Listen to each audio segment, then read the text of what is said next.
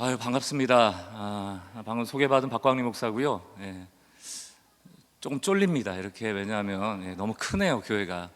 미리 이렇게 좀 탐방 와서 교회 규모를 봤어야 되는데 이 밤에 성가대에 있는 것도 너무 낯설고 구호 외치는 것도 문화 충격이고 그렇습니다. 뭐라고 했죠? 뭐 더 잘 된다고요? 더 잘 되고 그랬습니다. 어쨌든 한 번 하는 줄 알았다가 세 번 하는 것부터 이렇게 따라 했는데 이것도 너무 잘 따라하시고 주님이 그 고백을 기도처럼 받으실 줄 믿습니다. 저는 이제 개척한 지가 만 10년 되고 올해가 이제 11년 차가 됩니다. 제가 개척하고 나서 크게 세 가지를 조금 교회의 방향을 잡았거든요. 첫 번째가 그 오복음 성도라고 저는 한국교회를 좀 진단했습니다. 오복음이라는 것은 복음을 오해하는 것이죠. 오늘도 이제 복음에 대한 얘기를 주로 많이 할 텐데 한국교회가 혹시 복음을 오해하고 있지 않나? 그래서 저는 제가 담임을 맡고 있는 동안에는 뭐 다른 어떤 사역을 다 차치하고라도 이 복음이 복음답게 하는 일에 제 모든 그 역량을 다 바치겠다, 이런 마음을 가지고 했어요. 이 복음이 오복음이었던 것이 성경적 복음으로 돌아오면 나타나는 게 한국교회 안에 너무 뿌리 깊이 박혀있는 계급화가 사라집니다. 저는 한국교회가 계급화되어 있다고 생각해요. 그게 뭐 직분으로 장로님 계시고 목사 계시고 뭐 이렇게 평신도 이런 개념을 떠나가지고 뭔가 신앙에 우월이 있다는 거예요. 열등이 있고 그런 시선으로 서로를 바라보는 것들이 너무 많다. 근데 이것을 해결할 수 있는 것은 복음이 들어오면 계급화는 사라진다라고 저는 생각을 했고 지금까지 그걸 목회해왔고요. 첫 번째가 오복음 성도를 복음으로 좀 세우겠다. 두 번째는 계급화되어진, 그래서 완장찬 사람들이 교회를 휘두르고 다니는 일 없게 하겠다라는 것. 세 번째는 신앙생활을 단지 교회 생활로 축소하는 것에 좀 저항하겠다, 그런 생각을 했어요. 여러분 어떻게 생각하세요? 신앙생활 잘하고 있다라고 할 때 여러분들 주변 사람한테 뭐 설명하십니까? 나 주일날 예배 가고 7시 뭐 저녁 예배 드리고 오늘 이렇게 부흥회도 오고 새벽 기도도 가고 금요 기도회도 가고. 근데 세상에 나머지 삶 속에서 우리가 신앙의 역할을 잘 감당하고 있는가 한번 돌아보셔야 될 거예요. 왜냐하면 잘 생각해 보면요, 지금 여기 대전 한복교회 엄청 큰데 요 교회 밖에 나머지 하나님이 다스리는 우주 있잖아요. 그 우주 내팽개치고 하나님 여기 와 계신 거 아니잖아요. 맞습니까? 그 우주 다스리고 계시거든요. 근데 우리는 너무 교회가 모든 신앙생활의 전부기천을 여기다 보니까 세상을 소홀히 한 것들이 있습니다. 또 우리가 여기서 뭐 3시간, 4시간 아무리 오랜 시간 기도회를 한다 해도 그 나머지 시간 동안 하나님 역사하시는 시간이잖아요. 이 교회에 있는 시간만 하나님 역사하시는 시간 아니잖아요. 그러니까 그 시간에 대해서 우리가 너무 소홀했다. 저희 어머님 세대만 해도요, 뭐 그랬습니다. 아이들 막 집에다 내팽개치고 어디가 있냐 그러면 교회 가서 뭐 성가대하고 뭐 주방봉사 막 하고 그러면 이제 주변 사람들이 아니 이렇게 교회 매일 와가지고 늦게까지 봉사하고 그러면 애들은 어떻게, 그러면 늘 부모님이 하시는 얘기가 뭐 애들은 하나님이 다 키우신다고. 키워주신 분도 있는데 또 어떤 분들은 크게 상처를 입어가지고 그런 분도 계십니다. 저는 거기에 크게 동의하지는 않아요.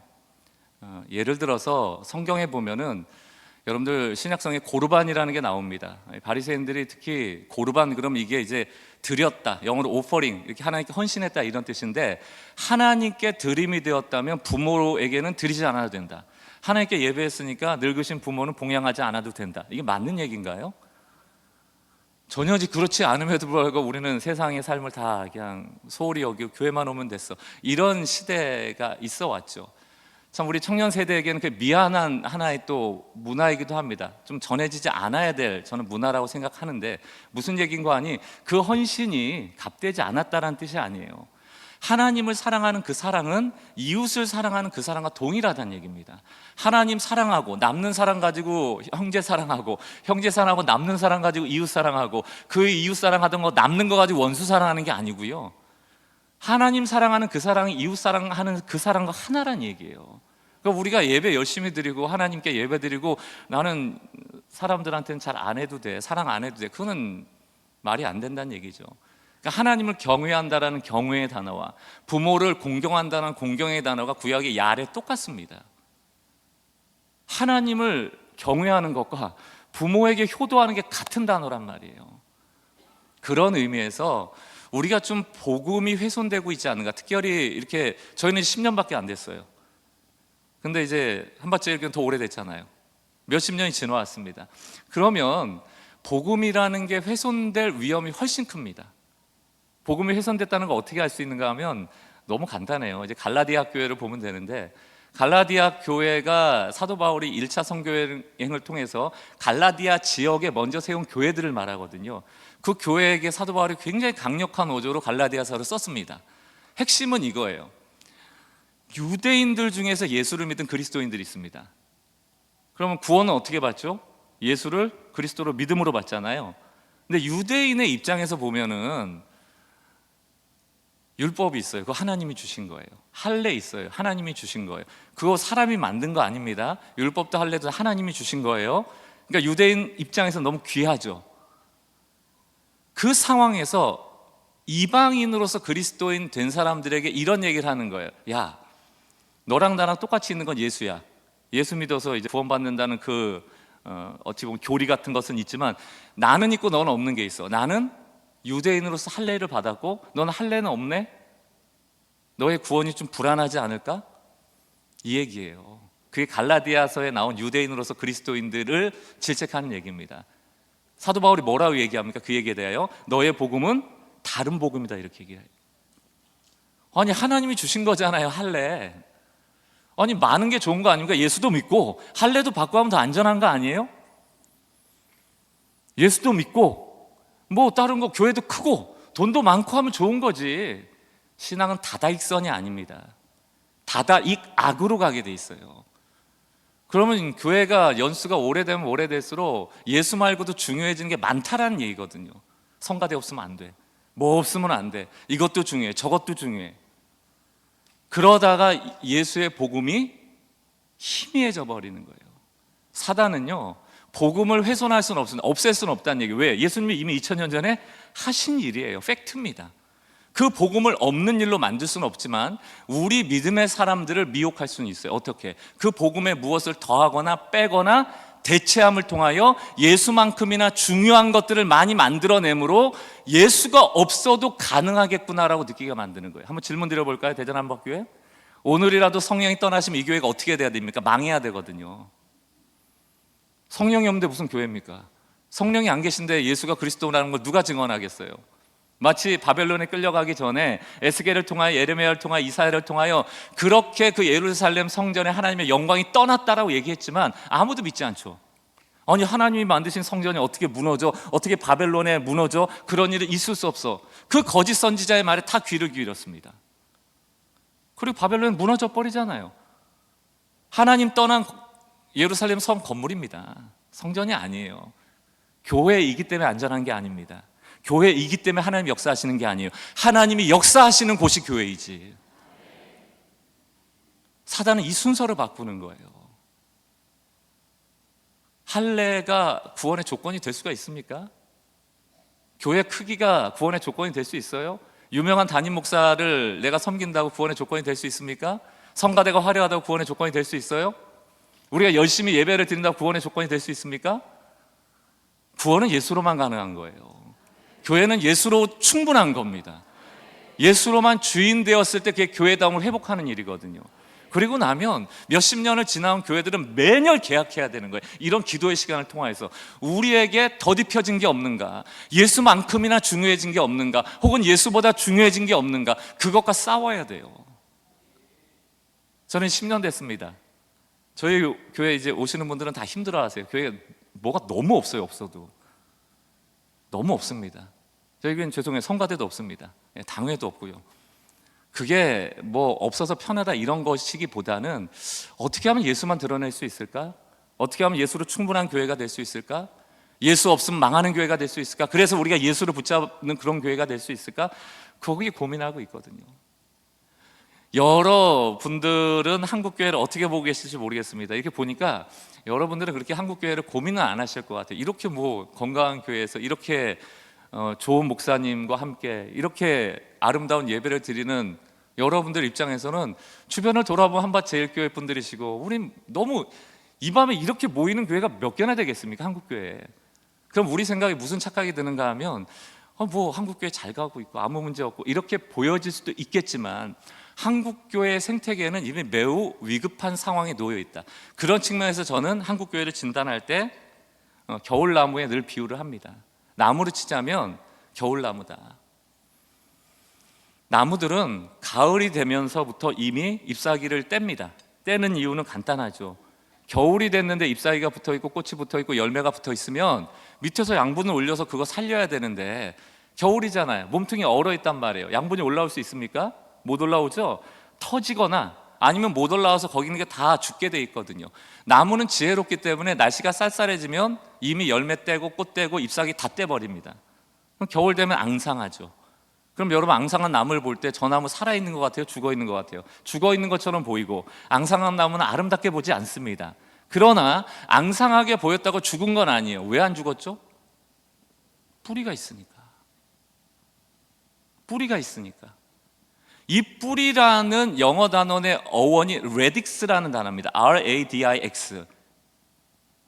이게 바로 영어 단어 radical, 급진적이다 이런 뜻이에요. 급진적이다 그러면 우린 막 극단적인 일을 한다고 생각하지만 이 급진적이다, 아주 급진적으로 개혁한다, 교회가 급진적인 개혁을 한다는 것은 진보하고 발전하는 게 아니에요. 우리가 불렀던 찬양처럼 돌아가는 겁니다. 돌아가는 거예요. 우리가 잃어버린 것으로, 본질로, 예수로, 복음으로.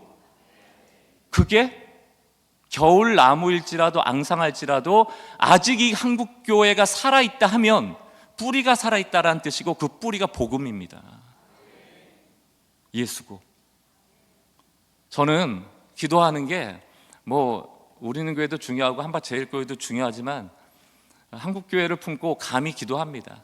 하나님, 겨울 시즌이라 할지라도 복음이라는 뿌리만 단단히 붙어 있다면 하나님께서 언젠가 훈풍을 주시고 다시 한번 이 민족을 향하여 또 이 나라를 향하여 이 한국 교회를 향하여 하나님 일하실 역사가 일어날 때 뿌리가 살아있는 교회만 살아남는 겁니다. 저는 이 한박교회가 이 복음의 본질을 다시금 확인하고 혹시라도 이 뿌리를 상하게 하는 요인들이 있다면 기꺼이 걷어내는 용기 있는 교회, 그래서 하나님의 부흥의 바람을 타는 교회 되길 주의 이름으로 축원합니다. 우리는 조급하기 때문에 앙상한 나뭇가지를 잘 못 견뎌요. 무슨 욕구가 생깁니까? 저기 양교동에 가면 꽃시장 있거든요. 꽃시장 가서 가짜 잎사귀 좀 사오고 가짜 꽃 좀 사오고 가짜 열매 좀 사와서 막 붙이고 싶은 거예요. 막 붙여놓고 다행이다, 얼마나 화려해, 얼마나 풍성해. 그거 가짜 꽃 달고 가짜 잎사귀 달고 가짜 열매 달다가 뿌리에 물 안 줘갖고 다 썩어지고 있는데 결국 하나님의 생명의 바람을 불어줘도 그때는 살아납니까? 그 열매 먹을 수 있어요? 우리가 혹여라도 그런 헛된 데 시간 쓰고 정성 쏟고 에너지를 쏟느라 뿌리를 지키지 못한다면 부흥의 바람을 타기는 어려울 거라고 생각합니다. 복음이 뭔가 좀 설명을 드릴게요. 너무 심각했죠. 제가 그렇게 심각한 사람은 아닌데 물 한잔 하고 저도 좀 자중하고 하겠습니다. 복음에 대한 좀 얘기를 드릴게요. 저는 이제 기독교는 종교가 아니다 이런 늘 전제를 가지고 목회합니다. 기독교는 종교가 아니고 기독교는 복음이다. 저에게 있어서 이 종교라는 단어는 복음의 반대말처럼 쓰이곤 합니다. 종교는 이런 거죠. 태고 이래로 있어 왔습니다. 아주 원시인들도 막 달과 별과 해를 섬기고요, 짐승들 섬기고 이랬던 게 화석 같은 걸 남아 있잖아요. 왜 그랬을까? 인간은 약합니다. 무기를 쓰지 않을 때는 오히려 다른 짐승보다 약했기 때문에 생존하기 어려웠죠. 지금도 마찬가지, 다 유한하잖아요. 여러분 문제 다 있지 않습니까? 왜 문제라고 부릅니까? 답이 없으니까. 내 인생에 문제는 만났는데 내가 풀 수 있으면 문제가 아니죠. 풀어버리면 되니까. 근데 왜 문제를 안고 살아요? 우린 유한하고 우리는 미래를 알 수 없고 우리는 모든 걸 가진 게 아니기 때문에 그 문제를 다 이길 수 없습니다. 그래서 막 기도되면 가지고 오잖아요. 태고 이래로 인간은 약했기 때문에 문제를 갖고 있어요. 그럼 이 문제 풀어야겠죠. 문제를 갖고는 못 살 겁니다. 그럼 누구를 찾아요? 나보다는 강한 존재를 찾아야 될 거 아니에요. 조금 초월적인 존재를 찾아야 될 거 아니에요. 그러니까 신을 찾는 겁니다. 자 보세요. 종교는 항상 화살표가 나로부터 출발해서 신을 향해 가게 돼 있어요. 내가 필요하기 때문에 신을 찾는 겁니다. 자, 그러면 신을 찾을 때 신하고 사랑하려고 찾아요? 신하고 인격적인 교제하려고 찾아요? 신을 좋아해서 찾아요? 종교는 그런 게 아니에요. 종교는 신하고 인격적인 관계를 갖는다거나 신을 흠모한다거나 사랑한다거나 이런 게 아닙니다. 왜 찾아요? 내 문제 때문에 찾는 거예요. 정성껏 빌고 내가 응당 대가를 치러서 보응을 얻어내는 겁니다. 낙산사 제가 얘기를 주로 드리는데 낙산사 가보셨어요? 목사가 뭔 절을 가 이럴 수 있지만 이제 문화 탐방 가는 거죠. 애들 데리고 갑니다. 그럼 거기 해수관음상이라고 크게 있거든요. 그 속초 바다를 지켜준대요. 그럼 그 해수관음상 앞에 이제 많은 사람이 절하고 그 관음상 바로 밑에 보면 복전함이 있습니다. 그럼 돈 넣고 그 옆에 삼족섬이라고 돌로 만든 세 발 달린 개구리가 있어요. 대리석으로 만들었습니다. 이 머리통이 새까매요. 왜 까말까요? 만졌으니까. 그럼 거기 삼족섬에 유래가 써 있거든요. 삼족섬은 발이 세 개인 개구리로서 두꺼비인가 개구리인가 잘 기억 안 나네요. 근데 먹기는 먹는데 배설을 안 해.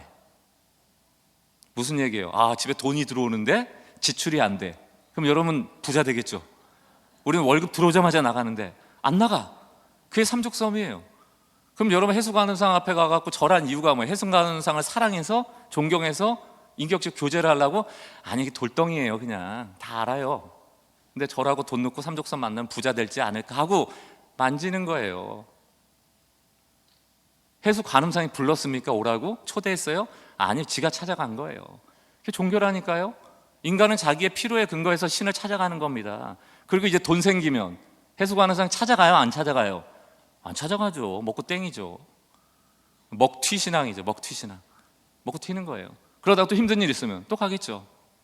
종교입니다. 기독교는 종교가 아니에요. 그런데 종교처럼 하시는 분도 계시지만 오늘 잘 들으세요. 기독교는 복음이거든요. 왜 복음인가? 복음은 기쁜 소식이잖아요. 좋은 소식이잖아요. 왜 좋은 소식이에요? 내가 하나님을 찾아내서 하나님이 우리를 찾아낸 거예요. 여러분 어떻게 구원받으셨어요? 여러분들이 신통방통 지혜롭고 지식이 많아서 하나님을 찾아냈어요? 깨달았어요? 이 진리를 알게 됐습니까? 그래서 내가 하나님을 찾아낸 덕분에 내가 진리에 이르르고 구원받았습니까? 성경 그렇게 말하지 않잖아요. 하나님이 우리를 찾아오신 거, 화살표가 달라요. 다릅니다. 로마서 6장에 보면 뭐라고 되어 있습니까? 5장에 보면 뭐라고 되어 있습니까? 6절 말씀, 우리가 아직 연약할 때, 우리가 아직 경건하지 않을 때. 8절 말씀, 우리가 죄인 되었을 때. 10절 말씀, 우리가 하나님과 원수 되었을 때. 기가 막히죠. 여러분, 하나님이 인간의 몸을 입고 이 땅에 오실 때 여러분에게 찾아가가지고, 야, 너 요즘 보니까 너무 경건하지 않아.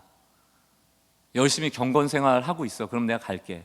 라던가, 야, 너 죄가 너무 많던데 회개하고 와서 좀 깨끗하게 정결하게 있어. 그럼 내가 갈게. 라던가, 하나님과 등지며 죄인된 삶을 살았는데 하나님이, 야, 나한테 좀 등을 돌려. 내가 너랑 가까워지면 그때 갈게. 라고 하신 게 아니에요. 우리는 그냥 내버려두면 다 지옥행입니다.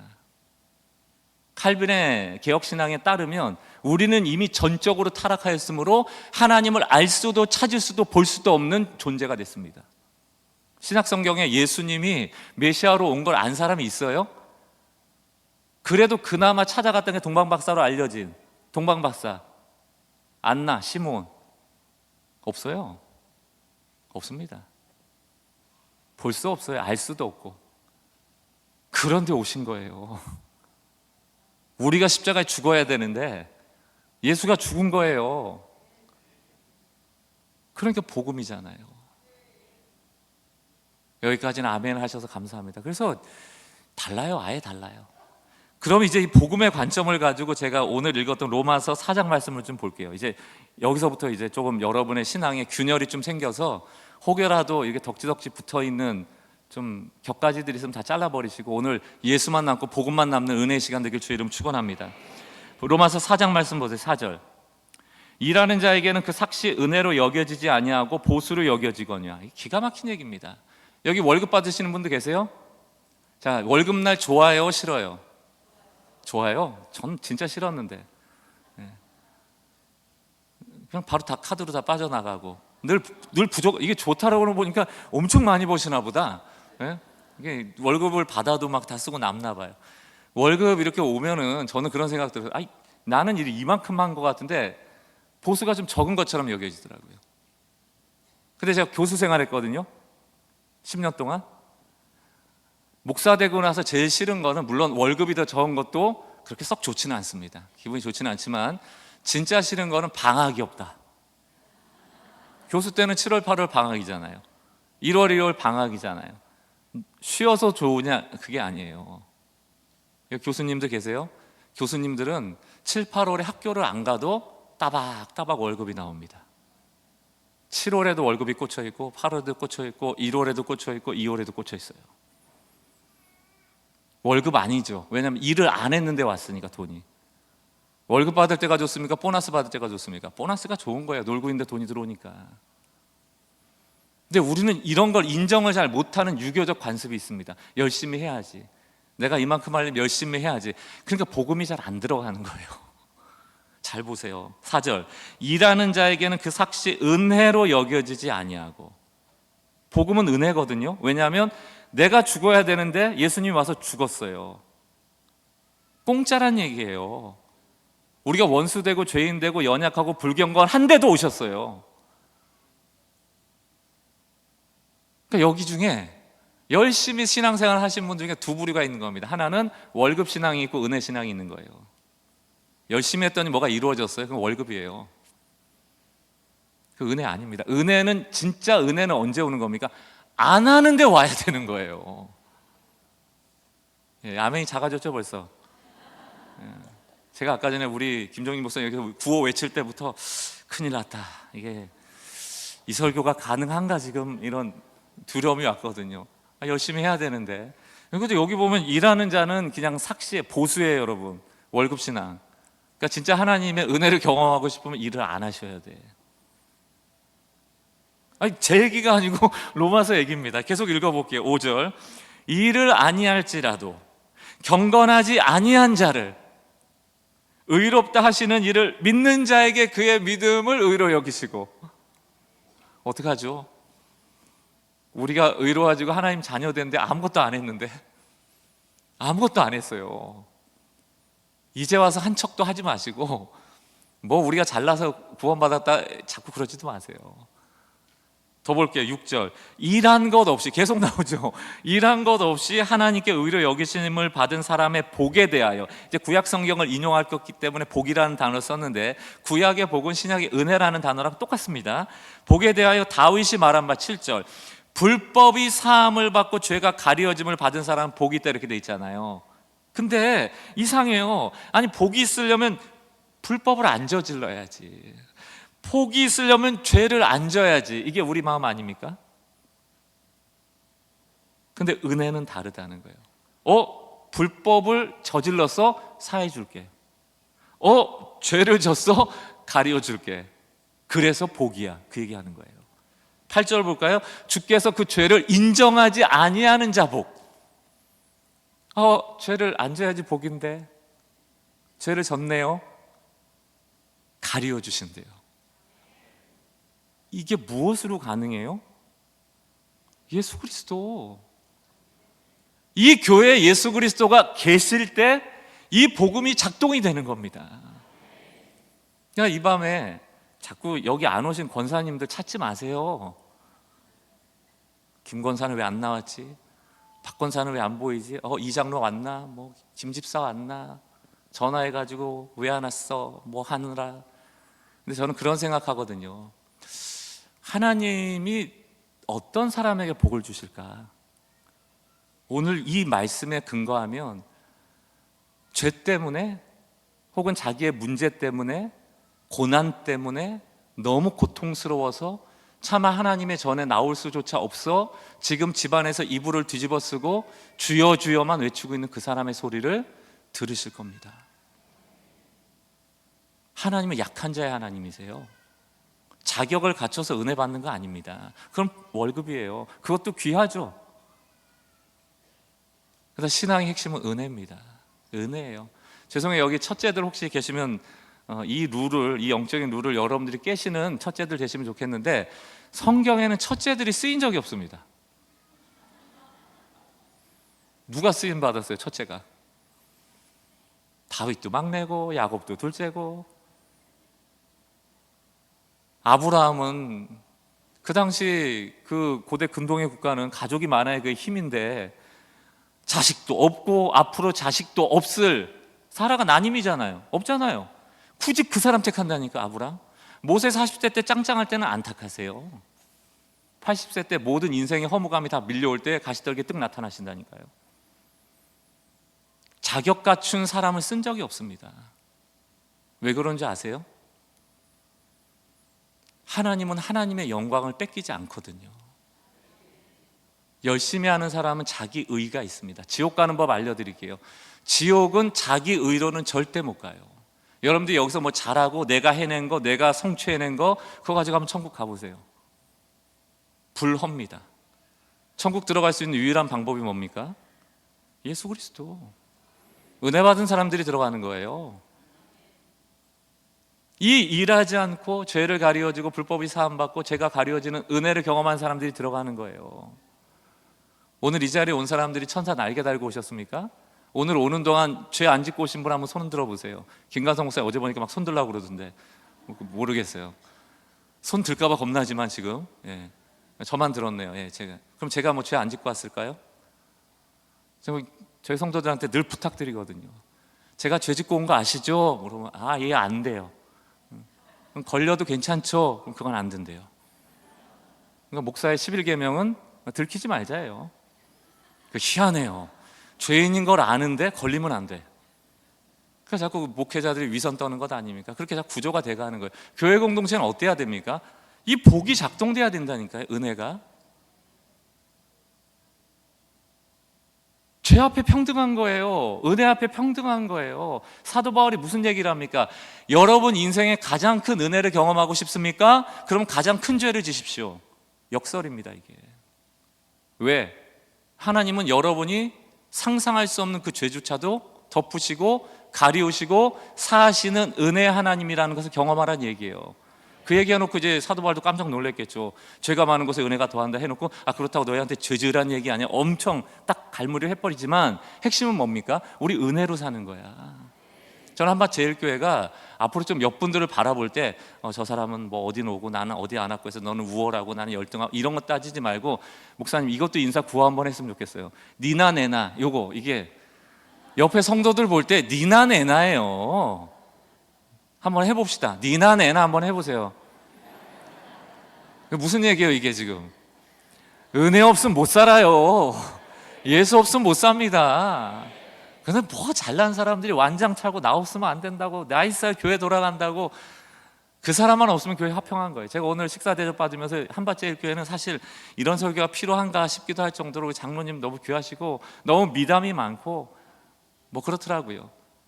그러나 이 안에도 복음이 작동되지 않고 끊임없이 율법이 작동되어지고 우월함이 작동되어지고 칭찬과 인정함이 작동되어지고 그 칭찬받고 인정함 받으려고 몸부림을 치고 사람의 박수에 갈망을 하고, 이게 없어져야 돼요. 그 자기 없어져야 됩니다. 자꾸 주님 위해서 살아가야 되고 일하지 아니하는 자에게 주시는 은혜, 이 복을 자꾸 누리셔야 돼요. 마태복음을 봐도 하나님께서 똑같은 얘기 하시거든요. 너희가 눈이 성해야지 몸이 성해, 이런 표현을 씁니다. 당연할 거 아닙니까? 제가 눈이 안 보이면 여기 내려가다 굴르면 몸 다치고 그럴 거 아니에요. 그래서 무슨 얘기하냐면 너희가 눈이 성해야 되려 할 때, 이 영어 성경 나중에 찾아보시면 이게 싱글 아이입니다. 눈이 하나란 뜻이에요.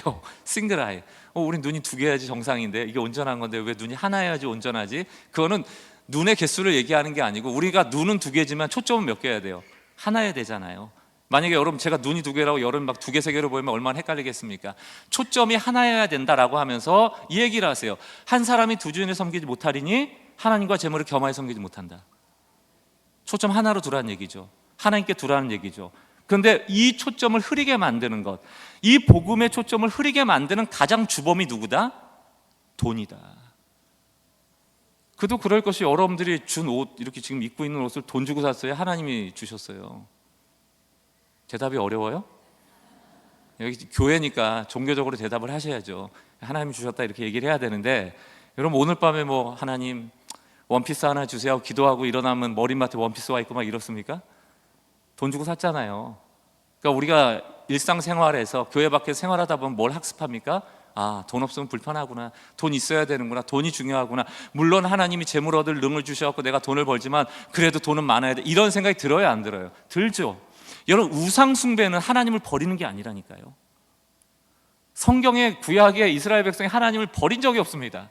하나님이 늘 열받았던 이유는 하나님을 차라리 버리고 떠나면 좋은데 겸하여 섬겨요. 바알과 겸하여 섬겼다. 똑같아요. 우상 숭배는 하나님을 버리는 게 아니고 내 인생의 우선순위에 두 번째 주는 겁니다.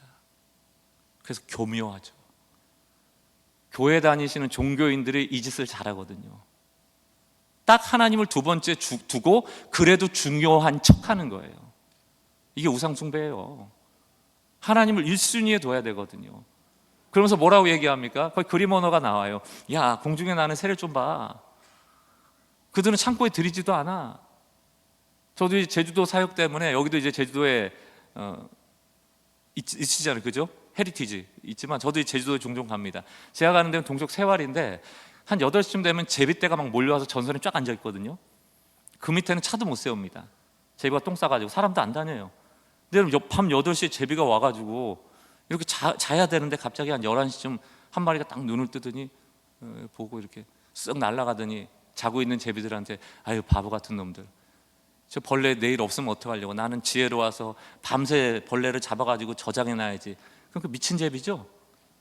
정신머리 없는 제비죠.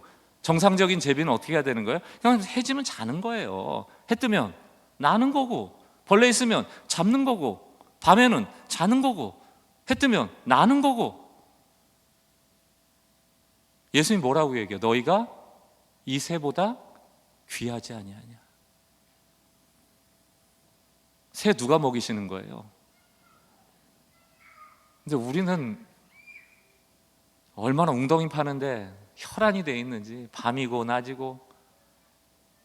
제가 성경 구절 드렸는지 모르겠지만 예레미야 2장 말씀에 있잖아요. 우리가 두 가지 악을 행하였다라고 하는데 첫 번째가 뭡니까? 생수의 근원을 버린 것, 첫 번째. 두 번째가 뭡니까? 스스로 웅덩이를 판 것. 이렇게 예레미야 2장이 나와요. 생수라는 거는 왜 생수입니까? 고여있지 않기 때문에 생수죠. 계속 흘러온단 말이에요. 하나님은 늘 공급하신단 말이에요. 근데 어느 날 문득 이런 생각이 드는 거야. 내일 안 주시면 어떡하지? 아, 생수가 오는 동안 내가 웅덩이를 파서 그거 담아놓으면 되겠구나. 이게 우상숭배예요. 생수의 근원 대신 하나님 2순위로 되고 내가 판 웅덩이가 1순위가 되는 순간이죠. 이미 웅덩이를 파는 순간 우리 머릿속에 뭐가 있는 겁니까? 하나님은 안 주실 수 있어. 그러니 내가 열심히 해야 돼. 무엇을 먹을까, 무엇을 입을까, 무엇을 마실까 염려하지 마라. 이것은 이방인이 구하는 것이요 너희 하늘의 아버지께서는 이미 쓸 것을 아시느니라. 백합화를 봐라. 길쌈도 안 하고, 그런데 저렇게 이쁘잖아. 너희는 백합화보다 귀하지 않냐. 그러므로 너희는 먼저 그의 나라와 의를 구하라. 그리하면 이 모든 것을 너희에게 더하시리라. 그게 뭡니까? 이게 극단적으로 얘기하면 새를 보고 백합화를 보고 일하지 말란 얘기거든요. 아등바등하지 말란 얘기거든요. 하나님을 앞서지 말란 얘기거든요. 하나님을 따라가란 얘기거든요. 제 목회의 모토는 하나님의 뒷모습을 따라가는 목회자입니다. 저는 하나님 앞서가지 않기로 작정을 했거든요. 저는 비전과 야망을 걸러낼 만큼 지혜롭지는 못해요. 그래서 그런 비전이고 야망이 안 갖기로 했습니다. 비전도 없어요. 저희 교회는 1년 계획도 없습니다. 예산도 없습니다. 가는 대로 가는 거예요. 하나님 이거 하라 하시면 그때는 재정 투입하고, 안 하시라면 안 하고. 예. 이게 답이란 뜻은 아닙니다. 이게 답이란 뜻은 아니고 제 심경을 얘기 드린 겁니다. 갑자기 또 놀라는 모습이 보여가지고. 예. 계속해서 뭘 말씀드린지 아시겠어요? 은혜에 대한 얘기를 제가 계속 드리고 있는 겁니다. 조금 우리나라 이 한국교회의 우리 성도들이 조금만 긴장감을 내려놨으면 좋겠다는 생각을 많이 합니다. 하나님이 일하시면 더 좋은 것 주시는데 우리가 자꾸 나서서 일을 그르치는 건 아닌가 하는 생각을 해요. 예레미야 33장 3절 말씀, 기도에 대한 것도 똑같습니다. 오늘 이것이 여러분의 불길을 꺼트리지는 않았으면 좋겠는데 33장 3절 우리 너무 잘 알거든요. 너는 내게 부르짖으라 그리하면 내가 알지 못한 크고 은밀한 일을 너에게 나타내리라, 이런 얘기잖아요. 근데 이거 자세히 보면은 너는 내게 부르짖으라. 근데 우리는 이거를 내가 가지고 온 기도 제목을 열심히 큰 소리로 데시벨을 높여서 외쳐라 이런 것처럼 하지만 그냥 원어로 보면 너 힘들 때 나를 불러 이런 뜻이거든요. 불렀으면 119 불러 그 얘기예요. 그 불 누가 끄는 거예요? 여러분이 끄는 거 아닙니다. 여러분 자녀가 7살인데 집에 불 났어요. 그럴 때 얘가 전화해가지고 어머니 집에 불이 났어요. 제가 한번 꺼볼 계획을 어머님께 말씀드려 볼게요. 저는 이렇게 하려고 합니다. 지금 화장실에 가서 물을 받아오고 그래서 불인 데다 끈 다음에 소화전을 그럼 여러분 그거 듣고 어머 우리 애가 참 성숙하다 이래요? 뭐라고 그러셔야 돼요? 나와 그리고 어디 전화해야 돼요? 119 전화하고 불은 누가 꺼요? 소방관이 꺼야죠. 너는 나를 부르라 그리하면 너의 기도의 제목을 응답하겠다. 내가 알지 못하는 우리 이걸 안 믿어요. 그러니까 하나님을 잘 안 믿어. 내가 답이 있어요. 내 답 가져가서 관철시켜요. 그러니까 한국교회 기도의 키워드는 간절함이죠. 오래함이고 크게 함입니다. 예수님이 하지 말라는 짓 다 하고 있는 거예요. 중언부언하지 마라. 오래하여야 들으실 줄 아니니라. 큰일 났죠. 이제 우리 김 목사님들 오늘 밤에 어떻게 기도할지. 제일 좋은 거 우리 교육자일 것 같은데. 교육자들 이게 막 철야기도 하라고 그러는데 김정희 목사님께 오늘 문자 하겠죠. 목사님 중언부언하지 말고 길게 안 해도 된답니다. 그러나 제가 김 목사님한테 오늘 이 기도회에 대해서 너무 공감한 건 있어요.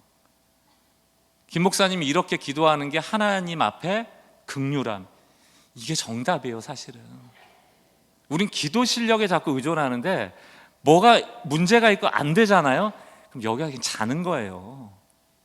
답 없다고 하나님 어떡할 거냐고. 저는 은혜에 대한 정의가 그거거든요. 하나님 나는 답이 없습니다. 그러나 하나님은 답이 있습니다. 저는 이걸 은혜라고 생각해요. 은혜 주세요라고 할 때 하나님 내가 이 답을 가져왔는데 이대로 해주세요. 이게 은혜가 아니고 하나님 난 답이 없어요. 하나님은 답이 있어요. 나는 하나님이 아닙니다. 하나님만 하나님이십니다. 얘 무릎을 꿇어버리는 거예요. 말 많이 안 해도 돼요. 제가 얼마나 무능하고 무지한 자임을 하나님 앞에 엎드리는 시간. 예배는, 기도는 무능무지한 인간이 전지전능한 하나님과 마주하는 시간이거든요. 그러니까 제발 여러분이 능력 있는 척하는 기도하시지 말란 얘기예요. 내 자녀는 내가 잘 알아요. 내 자녀는 이렇게 돼야 되고 이렇게 되고 우리 집이 이게 돼야 되고 저게 돼야 되고 그게 그거라니까요. 불났는데 애가 전화해가지고 제가 이거 하고 저거 하고 저거 하고 그럼 하나님 뭐라고 그래? 조용히 해. 나와. 내가 알지 못하는 크고 은밀한 일 너에게 보여줄게. 그거 받고 싶지 않으세요? 그러니까 기도라는 거는 이런 거예요. 어떤 분이 그런 얘기 하시더라고.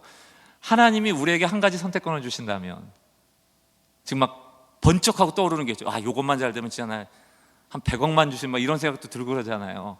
놀라지도 않네. 여기 뭐 100억은 돈도 아닌가 봐. 어쨌든 하나님이 나에게 한 가지 선택권을 주신다면, 근데 그 이 문장을 말한 그 사람은 이렇게 그 훗말에 이렇게 있습니다. 하나님이 나에게 한 가지 선택권을 드린다면 난 기꺼이 그 선택권을 하나님께 돌려드릴 것이다.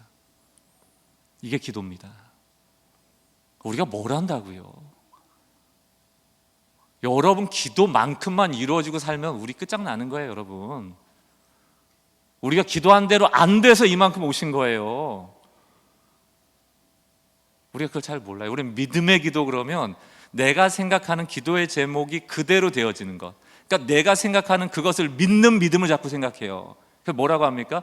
아, 이거 의심하면 안 돼. 이렇게 될 줄로 믿습니다. 그게 믿음이 아니고요. 나보다 나를 더 잘하시는 하나님이 나에게 가장 좋은 것을 주신다는 믿음, 하나님에 대한 믿음. 나에게 좋은 것이 아니라면 안 주실 믿음. 그게 믿음입니다. 존 비비어 목사님이 쓰신 책이 영어로는 Good or God이에요. 오자 하나 빠진 거잖아요. 한국 아마 번화는 무엇이 선한가라고 나왔는데 그 책 내용이 그겁니다. 여러분이 그렇게 기도하는 그 기도의 제목들 있잖아요. 여러분은 좋아서 그 기도하는 거잖아요. 만약 이렇게 되면 좋은 거고 이게 이루어지면 좋은 거잖아요. 근데 그 책은 뭘 지적하고 있습니까? 그렇게 좋다 여기는 여러분의 기도 제목을 하나님도 좋아하시냐고요. 그게 이루어졌을 때 여러분들은 박수치고 좋아하겠지만 그 결과를 하나님도 좋아하시냐고요. 한번 물어보셨어요? 기도가 힘들어집니다. 이제부터. 그래서 저는 이렇게 기도 제목을 구체적으로 잘 안 해요. 그래서 김종리 목사님 얘기한 그게 저한테는 훨씬 마음에 와닿습니다. 주님, 그냥 긍휼히 여겨주세요. 제가 답이 없어서 여기 무릎 꿇습니다. 그래서 청년부 집회 가도 그런 얘기를 가끔 하거든요. 저주 같은 얘기인데, 청년부 막 와가지고 엄청 막 한번 해보자 막 이러고 있을 때 참모로 확 끼얹죠. 예. 그냥 여기 이 밤에 그냥 불 다 꺼지고 전기 나가고 깜깜해져 봤으면 좋겠다고.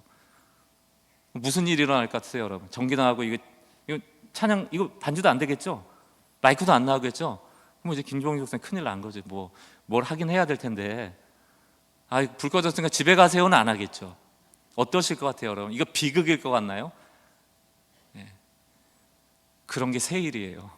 그때부터 성령이 역사하시는 거거든요. 한 번도 경험하지 않은 밤이 될 수가 있다고 저는 믿거든요. 한번 밤 해볼까요? 뭘 강조하고 싶은가 하면 하나님이 살아계시거든요. 근데 우리는 우리의 방식에 너무 익숙해져 있다 보니까 은혜 받는 방식이 이미 제한되어 있는 것이죠. 저는 한밭제일교회가 새로운 새해를 시작하면서 하나님의 새일을 기대하고 하나님의 새 역사를 기대하고, 그래서 저는 오늘 찬양이 너무, 제가 이 마음이 없었다면 되게 생뚱맞았다 이런 생각을 했을 것 같아요. 새 아침 지금 밤에 혹시 성가대에선 그런 논의가 없었나요? 이 찬양 이거 불러도 돼요? 이런 거 밤에 안 하신 것 같네요. 예. 저는 그래서 너무 찬양에 좀 감동이 됐다고 할까요? 하나님의 새해를 기대할 수 있었으면 좋겠다, 그런 생각이 너무 많이 들었어요. 남은 시간 이제 좀 몇 가지만 더 말씀을 드릴 텐데, 이제 복음이라는 걸 아시겠죠? 하나님이 주도하시는 거예요. 그리고 예수님이 이 교회의 주인이면은 주도하시는 거예요. 우리가 원로 목사님 또 우리 담임 목사님 너무 관계가 좋으시고 이 교회가 문제가 없고 다 좋은데, 그렇다고 그분들이 주인이 아니에요. 그분들의 영향력 아래에 있는 것도 아니에요. 여기는 예수님이 주인 되고 모두 양이 되어 그분을 따라가는, 다시 말하면 그리스도인이라고 불리우는 이유가 뭡니까? 그리스도를 따라가기 때문이에요. 이 교회가, 여러분을 만나는 모든 사람이 이 교회 와서 예배하는 사람들이 이 교회만 오면 그리스도가 보여지는 은혜가 있게 주의 이름을 축원합니다. 그러니까 여러분들이 그 일을 하셔야 돼요. 작은 예수잖아요. 여러분의 말 한마디가, 여러분의 눈빛 하나가, 새로운 사람이 올 때 환대하는 행위가, 함께 차 마시고 함께 밥 먹고 함께 소그룹하고 사람을 만나는 그 순간이 그 사람을 통해 예수가 보여야죠. 그게 예수님이 우리에게 원하시는 것 아니에요? 그게 없으니까 껍데기만 자꾸 보이는 거예요. 우리 교회 그러니까 그런 거 자랑하는 거죠. 그게 나쁘다는 게 아니지만 예수보다 앞서면 안 된다는 얘기예요. 이 복음을 주신 하나님에 대한 이야기를 좀 세 가지만 하고 정리를 할 텐데, 첫 번째는 너무 잘 아는 얘기입니다. 이 복음을 우리에게 주신 하나님은 사랑이세요. 두 번째, 하나님은 은혜로우십니다. 세 번째, 하나님은 우리의 아버지가 되십니다. 이 세 가지를 정확히 알고 계시면 여러분 인생의 신앙이 흔들릴 이유가 없어요. 첫 번째, 하나님이 우리의 사랑이시다라는 얘기부터 좀 전할게요. 여러분들이 하나님을 떠올릴 때 하나님이 사랑이시다라는 생각이 먼저 떠오르지 않으면 여러분은 하나님을 오해할 가능성이 훨씬 큽니다. 하나님 사랑이세요. 사랑이 많은 분이나 사랑을 하시는 분이 아니고 그냥 존재가, 하나님은 사랑이세요. 여러분이 지금 구원받았습니다. 구원받은 이유가 뭡니까? 왜 여러분이 하나님 원수 되었는데, 여러분이 하나님 앞에 죄 지었는데, 하나님 앞에 경건하지 않은데 하나님이 왜 그 아들을 우리에게 보내셨어요? 왜 보내셨습니까? 이유가 하나밖에 없어요. 우리의 구원은 우리의 어떠함에 있질 않아요. 하나님이 사랑이시기 때문에 우리를 구원하신 겁니다. 그러니까 니나 내나 인사 왜 그런 줄 아시겠죠? 잘나서 구원받은 사람이 없다는 뜻입니다. 신명기 7장 6절로 7절 한번 보세요. 너는 여호와 내 하나님의 성민이라, 내 하나님 여호와께서 지상 만민 중에서 너를 자기 기업의 백성을 택하셨나니, 택하신 겁니다. 이스라엘 백성을. 7절, 여호와께서 너희를 기뻐하시고 너희를 택하시면 너희가 다른 민족보다 수요가 많기 때문이 아니라, 뒤에 같이 읽어보죠. 시작. 너희는 적은 게 아니고 가장 적으니라. 여러분, 하나님이 힘을 원했다면 애굽을 선택해야죠. 애굽의 종인 이스라엘 왜 선택합니까? 아까 전에 말씀드렸죠. 왜 하나님이 약한 자의 하나님이 되시는가? 이 약한 자들을 통하여 인류를 구원해 내심으로 이 구원의 역사가 누구로부터 왔음을 분명하게 하는 거예요. 누가 구원하시는 거예요? 하나님이 구원해 내시는 거죠. 이스라엘은 아무것도 없는데 이들이 무슨 구원자의 역할을 하겠냐고요. 그러니까 이 교회에 유력한 자나 힘의 논리에 근거해서 수적인 부흥을 이루는 것은 복음적이지 않습니다. 약한 자들을 통하여 그리스도가 드러나야 되는 거예요. 저는 또 저희 교회 얘기할게요. 네, 또 답은 아닙니다. 저희 교회는 헌금 많이 하는 분이 안 계세요. 제가 아는 바로는. 진짜 돈이 없는 건지 안 하는 건지 모르겠습니다. 유명한 사람이 없어요. 진짜 유명한지 안 하는지도 몰라요. 근데 어쨌든 헌금을 보면 그렇게 그래요. 네. 있는데 안 하는 건지 모르겠습니다. 그래서 제가 성도들한테 얘기했습니다. 너무 좋다. 요대로 유지하셔라. 돈 내고 완장 차고 내가 이 교회 세웠어, 내가 이 교회 건축했어, 내가 이 교회 유력해, 내가 이거 해냈어, 나 없으면 안 될걸? 저는 여기 오늘 반주 너무 잘하시더라고요. 연주팀들.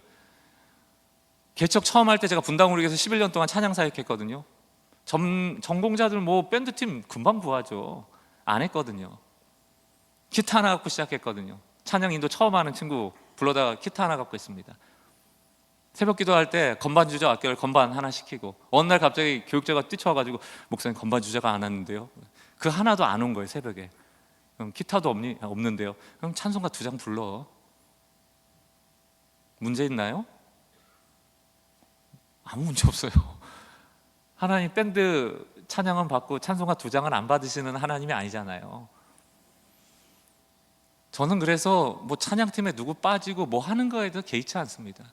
그 사람 없어서 안 되는 일이라고 생각도 안 하고요. 거기에 의존하고 싶지도 않고, 그 사람이 없어서 안 되는 일은 안 하고 싶어요. 안 하고 싶습니다. 저희 중창단이 있거든요. 엄청 못해요. 근데 자꾸 한대요. 너무 고마워요. 매주 안 서는 게. 절기 때만 해요. 우리는 안 했으면 좋겠다 해서 가만히 있는데 절기 때마다 한 2주 전에 연락이 와요. 목사님 추수감사 될 때 특송하겠습니다. 잘 못해요. 근데 성도들이 다 좋아해요. 이제부터는 아무나 올 수 있는 거야. 누구나 특송할 수 있는 거예요. 음치도 하나님이 만드셨잖아요. 박치도 하나님이 만드셨잖아요. 그분의 찬양도 받으시는 거 아닙니까? 하나님은 사랑이시니까. 성탄절에 저희는 초등부는 연습을 안 합니다. 우르르 올라와서 시장판을 만들어 놓고 내려가요. 너무너무 좋아요. 성도들이 저들의 완벽하지 않은 화음에 실망했어요, 저들의 완벽하지 않은 율동에 실망했어요, 그런 성도 한 명도 없습니다. 여러분, 이 아이들이 다음 세대입니다. 박수 치고 기도하고 노래 한 곡 해, 그러고 하고 내려가는 거예요. 성탄절 얼마나 좋아요. 왜 산타가 주인공인지 모르겠어요. 율법주의자인데. 울면 안 돼, 울면 안 돼. 우는 아이들에겐 선물을 안 준대. 와, 여러분 많이 써먹었잖아요. 11월 달부터 애들한테 하나 둘 셋 똑바로 하네? 선물 없어? 다 율법주의자예요. 예수님 얼마나 좋습니까? 우리 개사에서 부르거든요. 울어도 돼, 울어도 돼, 우리 예수님은 우는 애들에게 더 큰 선물 주신다네. 복음이죠. 환자에게 의원이 필요하다면서요. 예수님 말씀하지 않았어요? 건강한 자에게 의원이 필요 없죠. 그럼 이 밤에 누가 은혜 받는 겁니까? 환자. 근데 우리 환자 너무 싫어하고, 나 환자 아니야, 나 되게 잘난 사람이야, 나는 되게 뭐 특별해, 나는 율법을 잘 지켜, 나는 하나님께 은혜 받을 만해. 이미 은혜 받을 자격을 상실한 거예요. 이 밤에 가장 큰 은혜 받은 사람이 누굽니까? 가장 아픈 사람입니다. 베데스다 연못에 30년 병자를 찾아가신 예수님. 절기 때였거든요. 예루살렘 성전 안 가세요. 30년 내 병자 만난다니까요. 여러분이 그 병자 되시길 주의 이름으로 축원합니다. 우리가 가면을 얼마나 잘 쓰는지 아픈데 아픈 척 안 해요. 교회 안에서는. 왜? 알거든, 교회를. 얼마나 소문이 빠르고 내 약점이 퍼지고 나를 얼마나 손가락질하고. 한밭제일교회는 안 하겠지만 일반적인 교회에서 말이죠. 복음이 작동되면 어떻게 해야 됩니까? 하나님의 사랑은 그곳에 가 있단 말이죠. 여러분, 고린도전서 1장 26절 29절 또 보세요. 형제들아, 너희를 부르심을 보라. 우리죠. 신약으로 넘어왔습니다. 사도 바울이 신명기를 다시 해석하는 거예요. 육체를 따라 지혜로운 자가 많지 않고. 여기 다 모인 사람 어떻다는 거예요? 좀 멍청하다는 얘기예요. 예, 나와 있잖아요. 지혜롭지 않아서 택했대요. 왜냐하면 너희 내버려두면 지옥 가니까, 멍청하니까. 하나님 사랑이시니까 구해주신 거예요. 뭐라 되어 있습니까? 능한 자가 많지 않고 문벌 좋은 자 많지 않고. 27절, 그러나 하나님께서 세상에 미련한 것들을 택하사 지혜 있는 자들 부끄럽게 하려 하시고 세상에 약한 것들을 택하사 강한 것들을 부끄럽게 하려 하시면. 28절, 하나님 세상에 천한 것들, 우리 멸시받는 것들, 우리 없는 것들, 우리. 아시겠습니까? 29절 같이 읽겠습니다. 29절 시작. 이는 자랑하지 못하게 하려 하심이라. 한밭제일교회가 이제 망하겠구나 하는 그 순간은 언제 할 수 있는가? 교회에 자랑하는 인간들이 많아진 망종과 보시면 돼요. 하나님이 복음을 은혜로 구원하신 이유가 뭔지 아세요? 너희 몫이 없어, 그 얘기예요. 이 교회에 여러 목 없습니다. 예수님이 세워가시는 거예요. 그 몫을 주장하고 완장 채워지기를 바라고 인정받길 바라고 박수받길 바라는 사람이 많아지면 교회는 무너지는 겁니다. 우리는 무명한 하나님께 유명한 자가 돼야 되는데 자꾸 교회 안에서 우린 유명하고 천국 가서 무명해질 리스크를 자꾸 감수한다니까요. 얼마나 무서운 일이에요. 여기서 유명해지면 안 돼요. 박수 받으면 안 돼요. 무명한 자로 있어야 돼요. 그때 하나님 유명하게 하시는 것이죠. 아가서 말씀을 보십시오. 그 여인이 솔로몬이 사랑한대요. 솔로몬은 그때 왕이고 술람미 여인은 포도원에서 포도 따는 여인입니다. 새까맣게 그을러가지고 얼굴이 이쁜지 안 이쁜지도 몰라요. 하도 새까매서. 솔로몬이 왜 사랑해요, 그 여인을? 이유가 나옵니까? 안 나오죠? 하나님이 우리를 왜 사랑해요? 그냥 사랑이라니까요. 이유가 없어요. 그분이 사랑이라서 사랑하는 거예요. 그때 이 아가서의 이 술람미 여인이 솔로몬을 바라보면서 뭐라고 고백합니까? 그가 나를 거무나 아름답다 한다. 세수하고 오라고 그러지 않아요. 야, 너 너무 새까매. 좀 화이트닝하고 팩도 좀 하고 이쁘게 하고 오면 안 되겠니? 안 한다니까. 너 검은 채로 아름답다니까.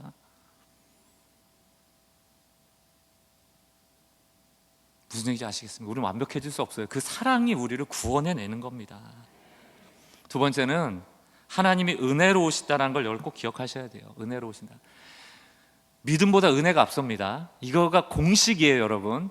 제가 이게 믿음 자랑하시는 한국 교인들이 너무 많아갖고 믿음 없이 은혜 받는 얘기 하나만 해드릴게요. 믿음이라는 게 믿음 없이도 은혜를 받아요. 성경에 많습니다. 그 중에 광풍을 만난 제자 얘기해드릴게요. 광풍을 만났어요. 광풍. 저는 박광리. 광자가 미칠 광자가 아니에요. 미칠 광자 마을리자 그럼 동네에 미친 사람 이렇게 되는데 빛광자입니다. 마을리를 좀 아버지가 너무 스케일을 작게 하셨어요. 그래서 마을의 빛. 그래서 조금 그렇습니다만 저희 아들은 이름이 세혁이거든요. 세상의 빛이 되라. 둘째는 이제 민혁이, 민족의 빛이 되라. 하도 리자를 써갖고 제가 좀 키워봤습니다. 어쨌든 광풍이라는 거 미친 바람이에요. 그 제자들이 뱃사람이라도 광풍은 못 이깁니다. 그러니까 예수님 막 주무시고 계신데 깨우면서 뭐라고 그래요? 예수님 우리가 죽게 되었습니다. 그랬더니 예수님 뭐라고 그래요? 믿음이 작은 자들아, 이렇게 얘기합니다. 그럼 이제 제가 여러분들한테, 여러분 제자들은 믿음이 없어서 광풍을 못 이겼어요. 근데 여러분 믿음 있으시죠? 광풍 이길 수 있죠? 이겨야 됩니다. 아멘 했다고 하면 여기 가까운 바다가 어디입니까? 어디 가야 돼요? 가보세요. 태풍 부는 날 방파제 가가지고 주여 이 말씀 붙잡고 광풍을 한번 이겨볼랍니다 하고 그 앞에서 기도하면 다음날 신문 나는 거예요. 박광룡 목사 부흥회 이후에 말씀 전하다 은혜 받은 성도가 광풍에 맞서다 실종. 한밭제일교회 나오겠죠. 이길 수 있어요? 못 이겨요. 태풍이 있을 때 여러분 한번 바닷가 가보십시오. 꼼짝도 못해요. 여기서 믿음이 없다라는 건 광풍 이기는 믿음이 없다는 뜻이 아니에요. 광풍 못 이겨요. 우리는 무슨 믿음이에요? 너희끼리 있으면 죽지. 내가 있잖아. 예수를 믿는 믿음. 그리고 그 광풍을 누가 잠재웁니까? 예수가 잠재우죠? 물어볼게요, 여러분들. 제자 살았어요? 죽었어요? 제자들 믿음 있었어요? 없었어요? 없었네요. 믿음 없었는데 살았네요. 어떻게 설명하실래요? 은혜가 앞선다니까요. 여러분 믿음으로 살아가는 거 아니에요. 믿음이라는 거 너무 중요하죠. 하나님에 대한 신뢰고 믿음이지만 은혜라는 게 존재하기 때문에 그것을 받는 믿음이 필요한 겁니다. 은혜가 존재하지 않으면 믿음도 무용한 겁니다. 여러분의 믿음이 은혜를 만드는 게 아닙니다. 은혜가 앞서 있어요. 이 밤에 여러분들이 찬양해서 은혜가 만들어지는 게 아니고 하나님은 여기에게 여러분에게 은혜 베푸실 것 준비하셨다니까요. 믿음으로 그걸 받는 거예요. 제가 그림 하나 혹시 띄워달라고 그러는데 있을까요?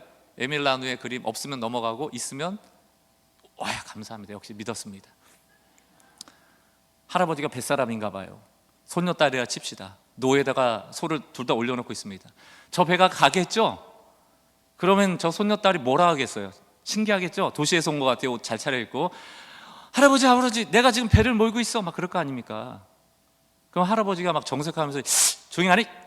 네가 몰긴 뭘 네가 몰 내가 몰지 손대! 막 이래요? 할아버지 아니죠? 할아버지라면 뭐라 그러겠어요? 아이고 내 새끼 네가 뭔다 하고 진짜로는 누가 몰아요? 할아버지가 모르는 거죠. 저게 믿음이에요. 여러분 노에다 손 얹어 놓은 거예요. 여러분 인생 하나님이 끌어가시는 거예요. 그런데 그 영광스러운 자리에 믿음이라는 것으로 여러분을 참여시키고 있는 거예요. 믿음 자랑하지 마세요. 제발 부탁합니다. 은혜 자랑하시고 하나님 자랑하시고 예수 그리스도를 높이시고 복음을 자랑하세요. 우리는 아무것도 아닙니다. 칼빈 같은 사람은 구원에 대하여 은혜에 의하여 by grace, 그레이스가 직접적인 이유이고 through faith, 너희는 그냥 손 내미는 것도 칼빈은 싫어했다니까요. 왜냐하면 나의 공로라 여길까 봐. 그것을 나의 공로가 들어가는 순간 구원이 불완전해지거든요. 내가 책임져야 될 몫이 생기니까. 여러분 책임질 수 있어요? 여러분의 구원을? 책임 못 져요. 우리가 안심하고 구원을 선포할 수 있는 유일한 이유는 이 모든 것이 100% 은혜에 의하여 되기 때문입니다.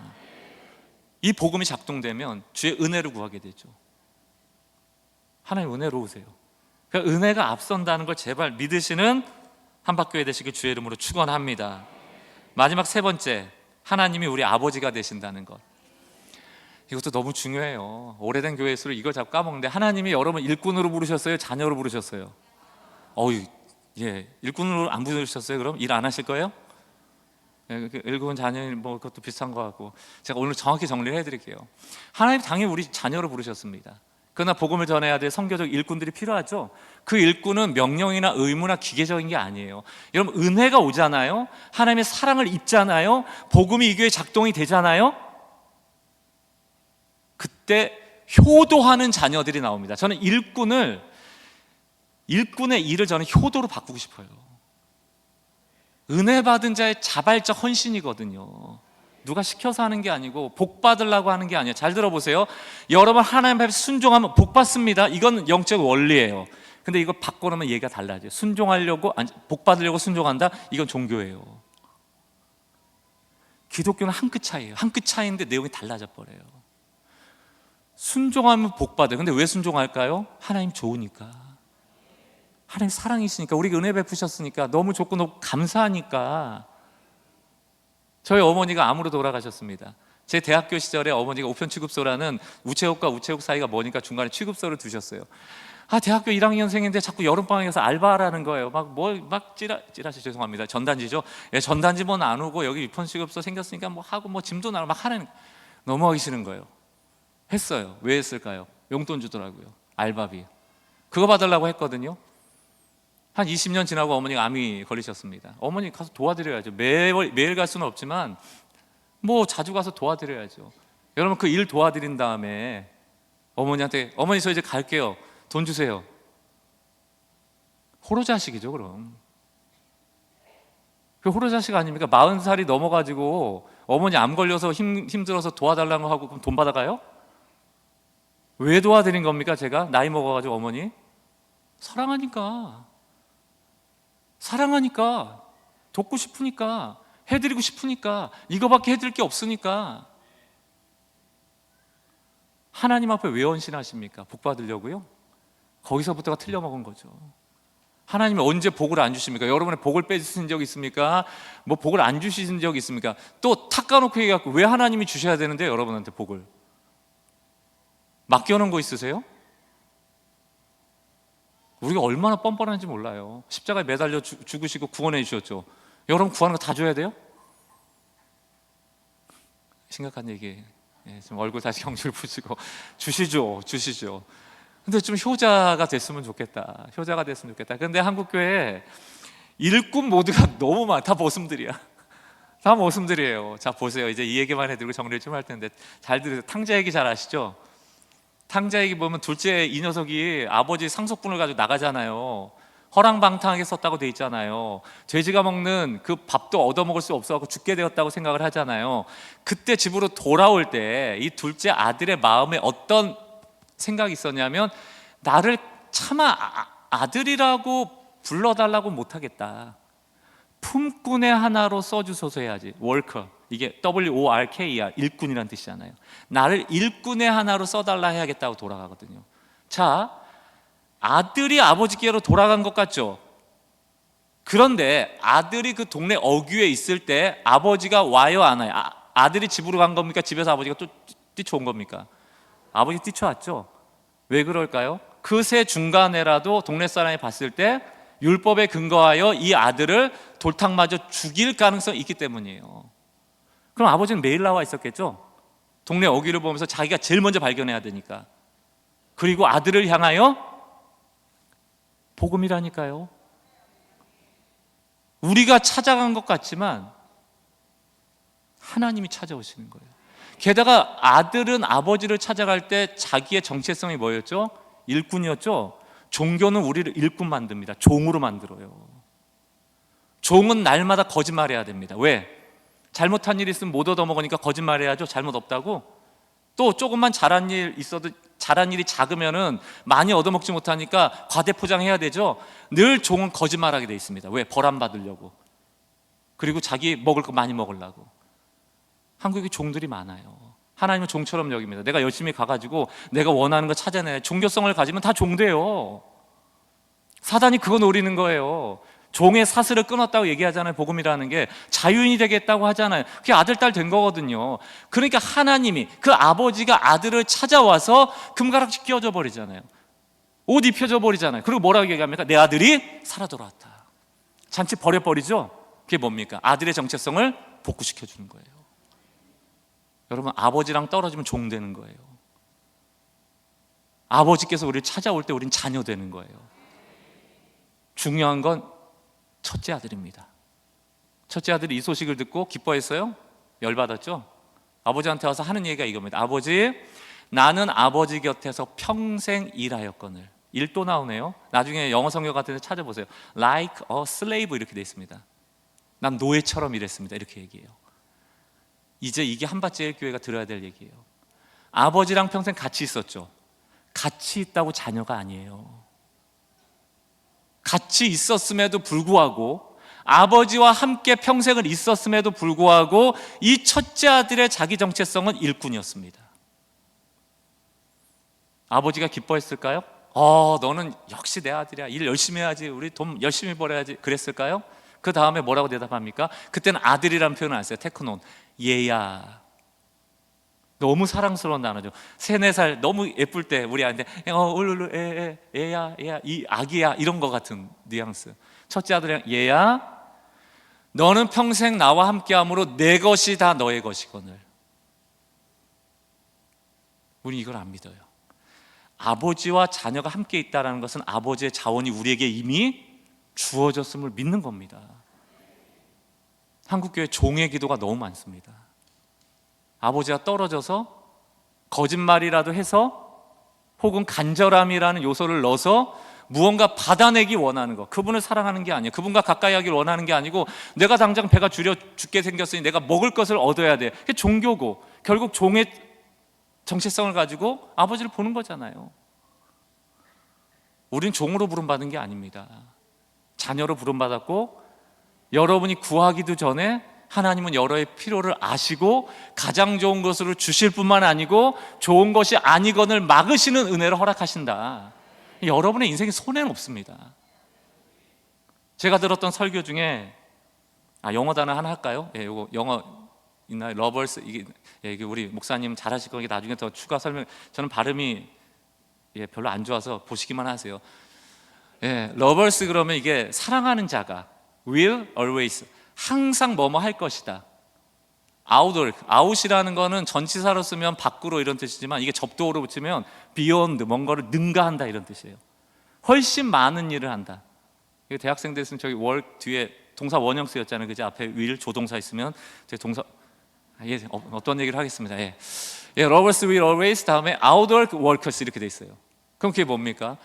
하나님을 사랑하는 자가, 혹은 이웃을 사랑하는 자가, 아버지의 사랑을 갖고 있는 자가 의무적이고 기계적이고 종처럼 일하는 자보다 훨씬 더 많은 일을 해낸다는 얘기입니다. 한박교회가 하나님의 일을 많이 하고 싶으세요? 일꾼이 많아서 되는 게 아니에요. 복음이 그 안에 작동되어지고 하나님의 사랑이 들어오고 하나님의 은혜가 앞섬을 믿고 내가 하나님의 자녀됨을 믿고 하나님 아버지에게 효도하는 마음으로 뭐라도 하고 싶은 그 마음이 이 교회에 하나님의 역사를 일으키는 겁니다. 성가대도 마찬가지예요. 노래 잘하는 사람 모여있는 게 아니고 하나님을 사랑하시길 주의 이름으로 축원합니다. 그 가사 한 구절 한 구절을 하나님께 올려드리는 찬양대가 되길 바라고, 우리 성도들이 곳곳에 새가족부로 성교부로 여러 부서를 할 때 일에 치이면 하지 마세요. 이건 제가 할 얘기는 아니었습니다. 죄송해요. 저는 이제 뭐 한 번 하고 갈 거라 제가 할 얘기는 아니었지만 어쨌든 그랬으면 좋겠습니다. 그럼 언제까지 좀 기다려야 할까요? 회복하셔야 돼요. 주님 정말 사랑하는 마음으로, 정말 주님께 드리고 싶은 마음으로 그 헌신이 이 교회 가운데 뭉쳐지고 오늘 이 밤에 기도할 때 주님을 사랑하지 못한 마음을 회개하고 주님 이 순간에라도 진정 주님을 사랑한다는 이 고백이 진심으로 하나님께 올려드려지길 원하고, 새보다 귀하고 백합화보다 귀한 저를 바라보시고 오늘 사랑하여 주신 그 하나님의 사랑을 신뢰하고 감사합니다, 감격합니다, 찬양합니다. 그렇게 오늘 밤을 보내세요. 주님과 사랑의 교제를 하십시오. 그때 하나님이 이 교회에 더 크게 역사하시는 은혜가 있을 줄 믿습니다. 하나님이 지금까지 달려온 길만큼이나 앞으로 이 교회를 붙잡아 주시길 바라고, 이 설교 딱 하나만 떠올라서 얘기하고 마칠게요. 여러분 인생에 하나님이 미안하다 얘기 안 하실 겁니다. 무슨 얘기인지 아시겠어요? 그때 나 깜빡했네. 미안해, 내가 그때 줬어야 되는데 놓쳤지. 끔찍한 일 아닙니까? 여러분 인생의 1.1의 약속을 안 지키는 일도 없고, 여러분 인생을 불완전하게 흔들리게 인도하실 리도 없습니다. 저도 기도하며 하나님께 박 목사 미안해라는 소리 한 번도 들어본 적 없고 저는 일평생 안 들을 겁니다. 하나님 완벽하게 인도하세요. 혹시 하나님께 상처받으신 분 있으면 그 일을 통하여 하나님이 또 만들어 가시는 거예요. 기도한 대로 안 돼도 하나님이 보시잖아요, 아시잖아요, 나를 다루고 계시는 거예요. 여기 자녀들, 공부 못하는 자녀들 있습니까? 그 아이들을 주목하시라니까요. 하나님 거기 역사하시는 거예요. 그러니까 제발 공부도 못하는 게 하나님 쓰시겠니? 야, 너 그렇게 살면 하나님이 안 쓰셔. 그건 전혀 복음적인 얘기가 아닙니다. 그 아이를 통하여 일하심을 통하여 야, 하나님 대단하시다, 저런 나도 쓰시네, 이게 복음이죠. 이 교회 그런 소식들이 간증처럼 나오는 교회가 되기를 저도 멀리서나마 응원하고 함께 기도하겠습니다.